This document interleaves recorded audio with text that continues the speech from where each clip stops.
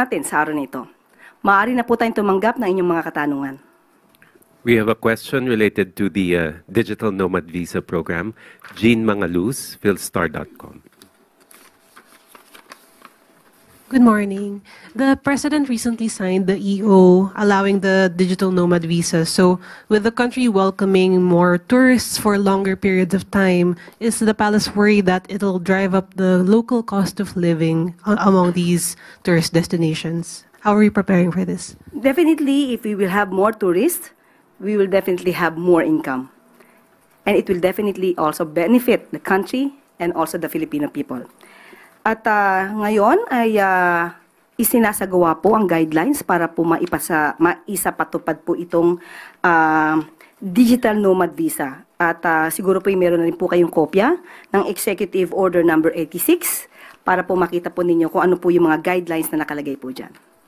One quick follow-up. But during the height of the POGOs in the country, we saw how the income of foreign nationals drove up the rise of condo units. So are we considering that since the digital nomads are allowed to stay longer, it might drive up the cost of realty property? We will be having monitoring, unlike with the POGOs before. We will be securing definitely the processes regarding this. There will always be security features in order to protect our country from any scammers or any violations of the law. Follow-up question, Ira Panganiban, DZRJ.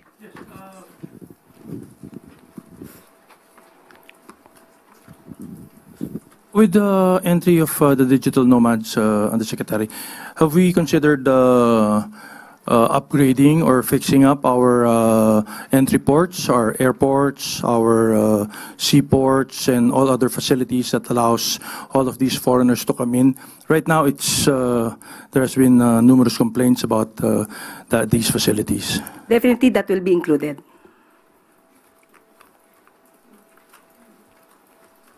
Questions related to that topic? Sam Medenilla, Business Mirror.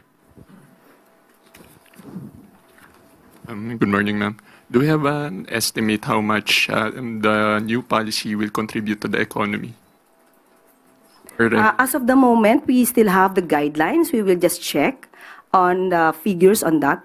We will just give you the updates. Thank you very much.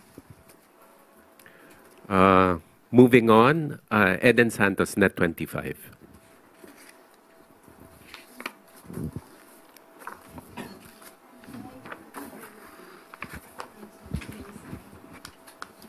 Yusek, good morning po.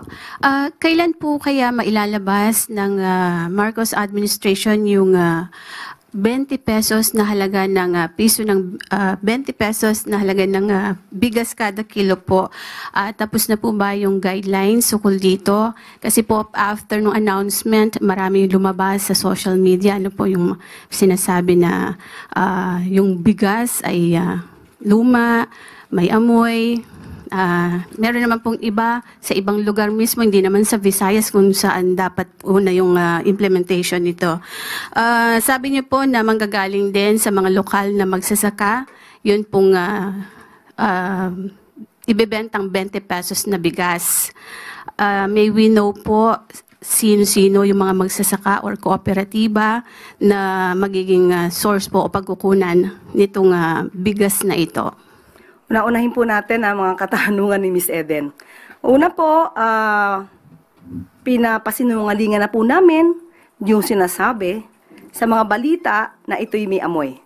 Unang-una, hindi pa po nag-roll out, kaya po ito ay masasabi natin isang disinformation. Pangalawa po, sinabi po ni Secretary Laurel na ang una pong ilo-launch po ito sa Cebu, May 1. So kung saan po ito ibebenta, ito po ay ayon na rin po sa guidelines ng local government units. Siguro po mas maganda po itanong natin kung sino po yung mga involved na local government units para malaman natin kung ano yung mga guidelines po nila. At sa May 2 naman po ay sisimulan din po ito sa Visayas Avenue, sa Bureau of Animal and Industry. Sa May 2 po, ito naman po ay sa Kadiwa. Ano po yung mga, sino-sino po yung mga magsasaka or kooperatiba na pag mumulan po nitong source ng 20 pesos na bigas? Kasi sabi niyo po, local farmers po ang panggagalingan nito. Ibig sabihin, hindi po imported rice yung ibebenta natin na 20 pesos na bigas. Sa ngayon po, ang sinasabi po natin ay manggagaling ito sa local farmers. Yan po ang maliwanag. Kung meron po mga kooperatibang mai-involve po dito, tignan po natin ang susunod na guidelines at hingin po natin ang mga listahan. Kaya kalo-launch pa lamang po nito at sisimulan pa lamang po sa May 1. So wala pong mga specific na mga kooperatiba or mga magsasaka na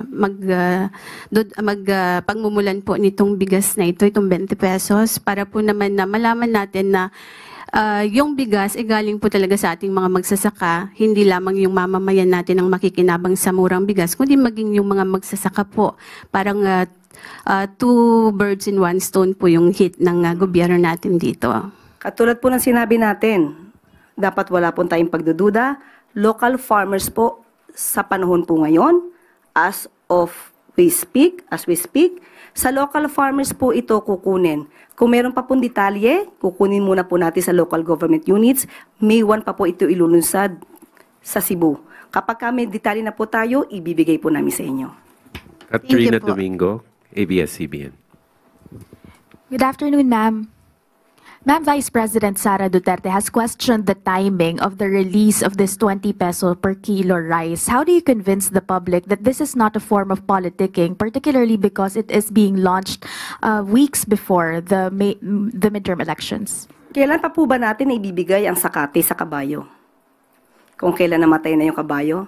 Sa politika po, wala pong timing. Sa pagbibigay ng ayuda, sa pagbibigay sa mga taong kinakailangan ng tulong, lalong-lalo na yung mga nasa laylayan ng lupunan, hindi po kino-question ang timing dito. Sa pinakamaagang kakayanin ng gobyerno na maibigay ang tulong, ibibigay po yan. Walang politika rito. Malamang sinasabi lamang ito para muling bigyan ng negatibong epekto ang isinasagawa ng Pangulo para matupad ang 20 pesos kada kilo na bigas. Why wasn't it possible for the government to launch it way earlier, considering that this was a promise made during 2022, around 3 years ago? Obviously, hindi naman po sa isang click ng kamay ay maigagawa ito, maisasagawa ito. Lahat po ay kailangan magtulong-tulong. Katulad po nito, may mga Visayas governors na nagbigay ng kanilang pagsang-ayon para makapagbigay din po ng subsidiya kasama po ang national government. Yan po ay inaaral, hindi po ito basta-basta isinasagawa. Dapat po malinis ang pagkakagawa para po mas magandang maibigay at kung kakayaning magtuloy-tuloy talaga ang proyektong ito ng Pangulo, ay dapat pong gawin lamang. Ma'am, final question from my end. How sustainable, how confident are you with regard to the sustainability of this project, considering that the government is subsidizing a big portion of the amount and it's not the actual cost of production for farmers? Yan naman po ay sinasabi na masusustain hanggat December. Ito pong taon ng December at ang pinag-uusapan po ngayon ay sa susunod na taon ay maaaring maisama na po ito sa budget. Heidi Sampang, FEBC.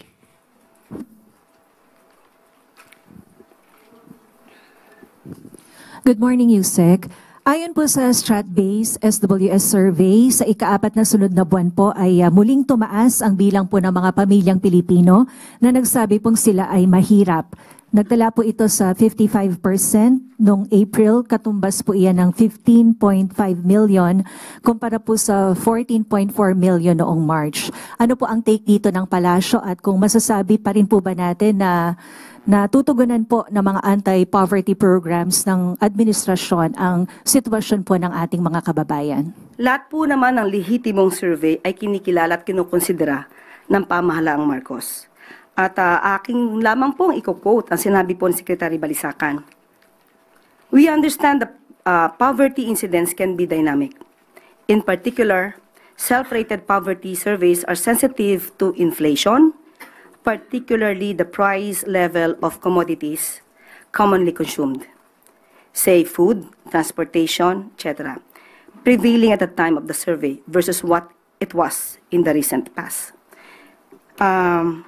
Dahil po dito, dahil mahalaga po ang kapakanan ng taong bayan, kay Pangulong Marcos, papalawigin pa po ang mga programa para matugunan po ang mga isyu patungkol po sa kahirapan at kagutuman.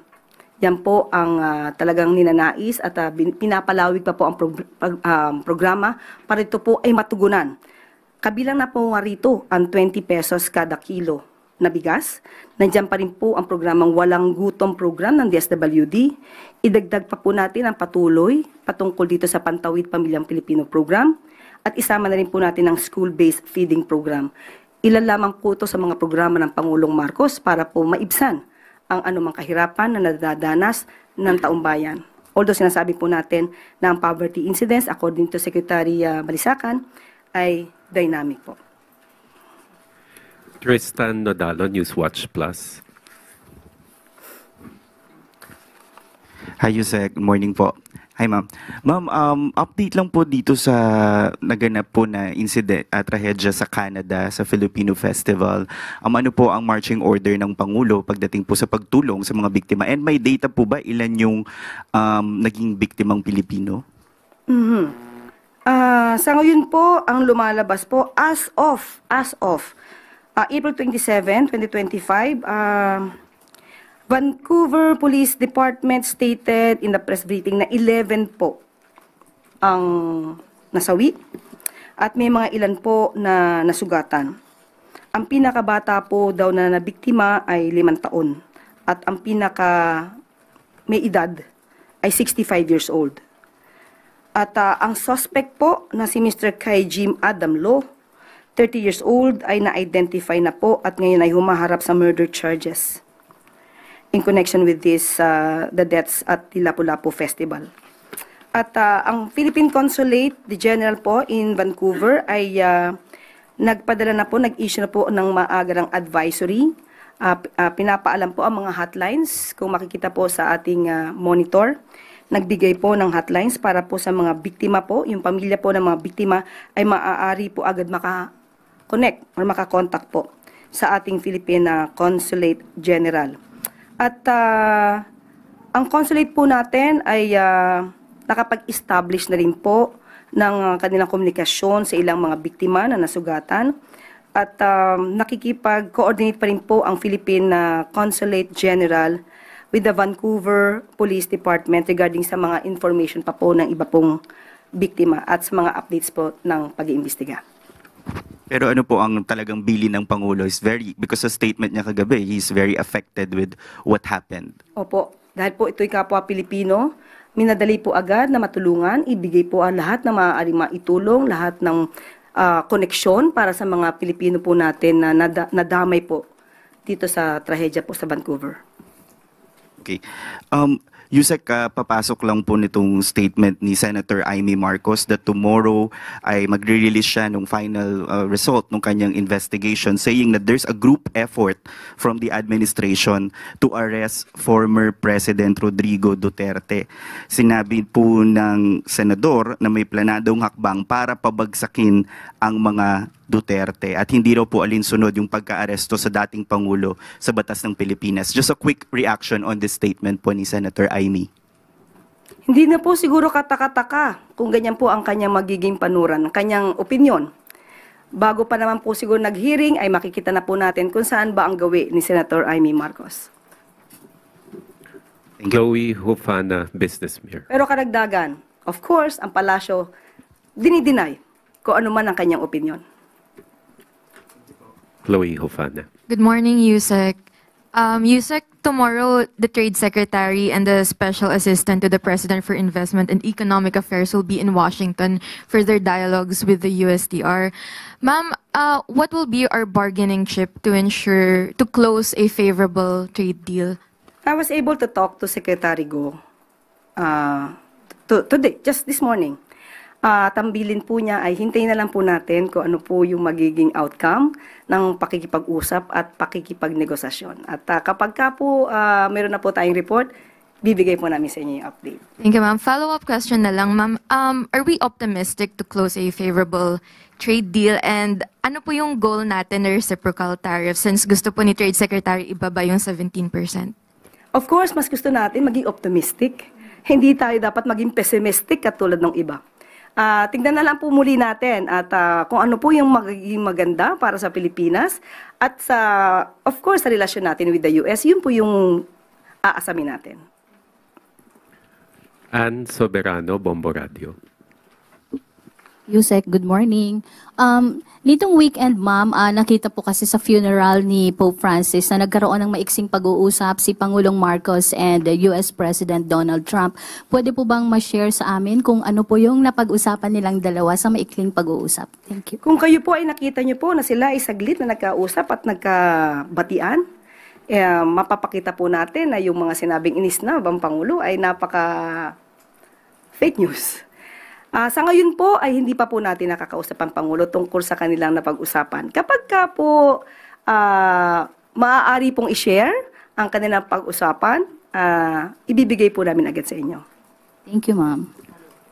Follow-up, Maricel Halili, TV5. Magandang umaga po. Yusek, aside doon sa pagdalo sa paglilibing kay Santo Papa, meron pa po bang ibang mga activities na ginawa si PBBM and FL sa Vatican? Sa ngayon po, wala po akong pinakadetalye kung ano pa po ang lakad nila, activities.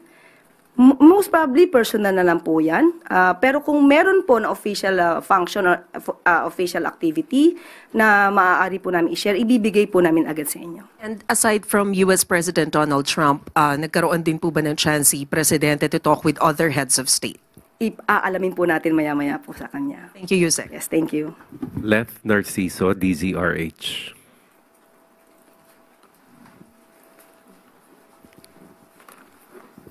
Good morning, Yusek. Ma'am, may plano po ba ang Malacanang na ipatawag si Ambassador Wang Xilian at pagpaliwanagin tungkol dun sa umano'y panghimasok ng China para impluwensyahan ang halalan sa bansa? Sa ngayon po, wala pa po tayong nadidinig na anumang pag-uutos patungkol po dyan.